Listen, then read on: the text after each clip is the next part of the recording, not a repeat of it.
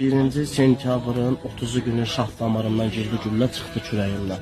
Buradan. Bəli, buradan girdi. Bir həftə xəstəxanada yatdım, bir həftənin tamamında öz şöhrətli ərzəmdən qatıldım döyüşlərə. Ondan sonra Cəbrayıl istiqamətlə gələn döyüşlərdə 14 qəlpə yarası aldım və qəlpələri özüm çalmışam bədənimdə. Axırıncı yaralanmamda başımdan olub Şuşada noyabrın 3 günü sol təpə gicgahın ayımdan snayper yarası. Aha. 7.62 çaplı.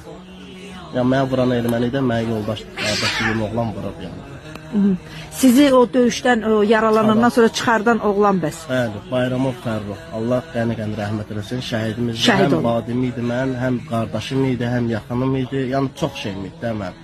Əsər olsun ki, bu günləri itirmişik, itirməmişik. Şəhidimizdir, amma sağdır da. Bəli, bəli. Başınızın neçə faizidir? Başımın tən yarısından aşağısı. Buradan belə